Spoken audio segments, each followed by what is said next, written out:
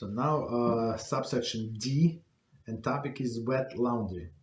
It says generally an item that is unfit for use throughout the twilight, so our ben Hashemashos, onset of Shabbos, is din muktzah and may not be used or moved the entire Shabbos. Okay.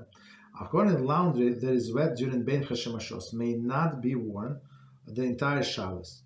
However, if one is certain that at the time that the clothing will dry and become fit for wearing during the Shabbos, it does not become muktzah and may be worn if it dries. So we're going to explain, but what does it mean? But you see clearly it's an exception. It's exception to the rule of muktzah for sure.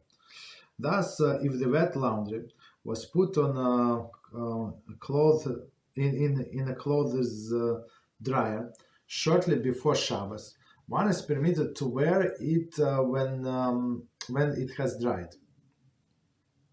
By contrast, if the wet laundry was hung to dry shortly before Shabbos, one may not wear it when it dries.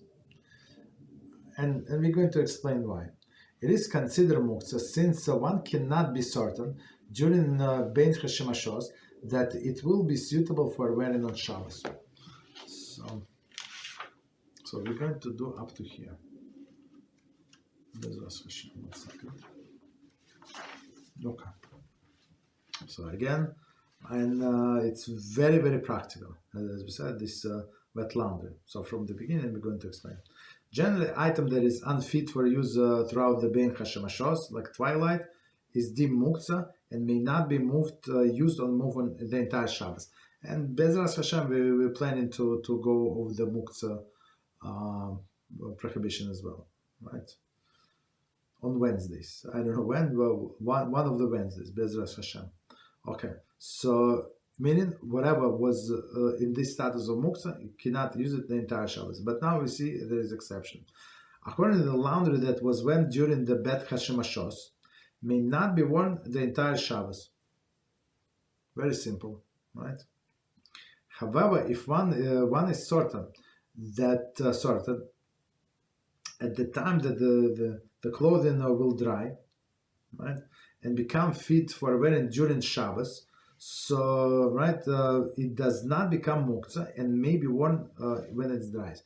So we are afraid, as I'm going to jump a little to the end. We said at the end, so the person does not.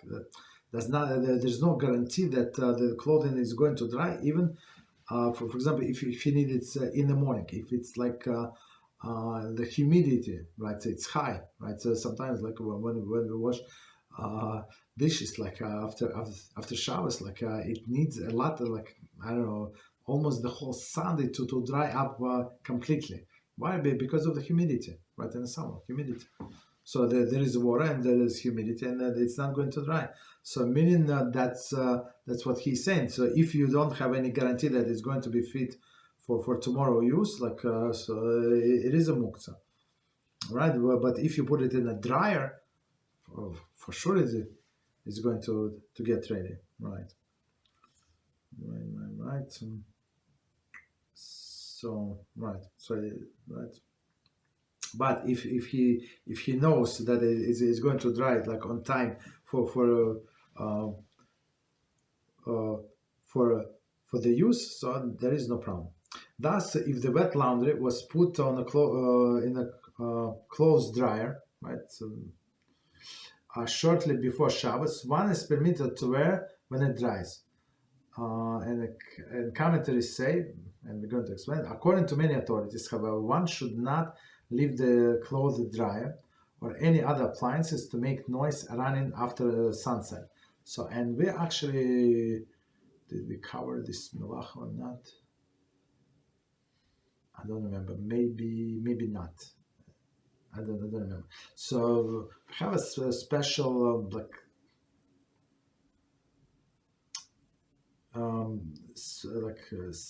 special like melacha, making noise. So whatever is making noise is not allowed, right? And the example I think we cover. So like a classic example from a Talmud, if somebody has a mill, water mill, So water mill meaning the water is flowing, and then it spins the wheel, and that's how the water mill works, right? And a person might put some like a grain, so right, and it's like torn by itself. So he put a lot of socks like underneath.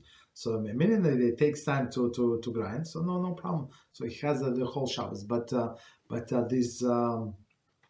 this mill make noise when it grinds. It makes noise, right? So to stones like grind things together. So people might suspect that he's actually he's at home. He's doing kiddush. He's learning Torah. He's I don't know, he's sleeping probably. But there is still a noise from this mill. So people might suspect him that he's actually there and working. And because of this mighty sign, I would say just say don't do any of these things, right? Even if it's technically allowed. And one of the things, as it says in a footnote, is making noise. For example, dryer may make a lot of noise. So if you have like live in a private house and there is nobody nearby, so maybe there is no problem. But if you live in a city, like an apartment house, everybody hear what's going on. You have a window open in the summer, and your dryer is spinning. Everybody's here, like from outside. Let's say you live in the first one. People passing by, they come from show. I suspect they're not religious. I suspect that Michal shop there. Now you hear what I hear? Yes, it's dryer is working.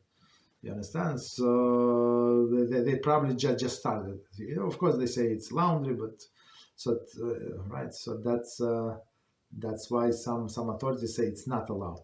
But technically, if you turn on this dryer before Shabbos started, and it continue working, there is no problem. Same as you have electricity. You turn on your switch electricity, right? Is a bulb continue working? Yes. Did you do anything? No. It was done in permissible way, right? But bulb is quiet, but this dryer may make noise. And plus, I'm just want to add from myself more modern dryers that have light inside. That's also a problem. So every time you open the door, the light is going to go on. Maybe there is a way to disable the light. For sure there is. But if you can disable, there is no problem. So if it finish like drying, you can open the door. For example, children clothing or your socks, shorts, whatever you need, there is no problem, right? Because for sure, like the whole cycle takes, I don't know, 20 minutes, 45 minutes, whatever it takes. But for sure, that it's going to finish like by the time you need. But with the clothing line, it's not so simple. As we said, I would say just forbade. Right? Because just one second, let me read the exact language. I don't want to say something wrong. By contrast, if the wet laundry was hung to dry shortly before Shabbos, one may not wear it when it dries, right? It is considered muktzah, since it cannot be certain during the Bein Hashemashos that will be suitable for wearing on Shabbos. So today, like in nowadays, a person can argue. Let's say I check my phone, and I saw it's not going to be too humid. Nice weather in the summer. Most likely, it's going to dry in the next 2 hours, 3 hours. So for sure, if I need it on Shabbos morning, it would be ready. Okay. So we stop here.